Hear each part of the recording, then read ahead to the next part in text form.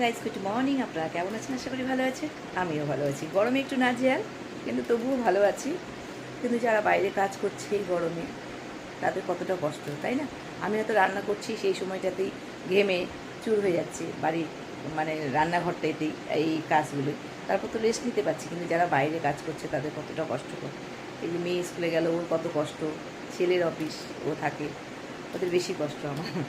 আমার আমি ফিল করি সেটা। আমি তো ঘরে থেকে এতটা গরম, তাহলে বাইরে যারা কাজ করে তারা কত দিচ্ছে না। জানলে আমার কি বেরিয়ে ঢুকে যাচ্ছে ঘরে, এতটা রোদের তাপ সকালবেলায়। তো ছেলেকে একটু রিকোয়েস্ট করলাম, যা বাবু একটু দিয়ে আয় বোনকে, আমি রান্নাবান্না কমপ্লিট করেছি, ছেলে 11টায় বেরোবে। তো বললাম যে তুই একটুখানি বোনকে খালি বাসে তুলে দিয়ে আয়। ওকে বললাম যদি বাসটা আসতে দেরি হয় তাহলে তুই একা উঠতে পারবি? বলে হ্যাঁ। দাদাকে লেট ইসে করাস না, ওর অফিস রয়েছে, খাইনি। ওখান থেকে এখনই আসবেন, তারা থাকে, আমি আপনার গুড মর্নিংটা বলে দিই। আর ও ছেলে যাওয়ার পরে স্নান টান পুজো টুজো করে তারপরে শর্ট ভিডিও যাবে। নাজেহাল অবস্থা গরমে, বলে বোঝাতে পারবো না।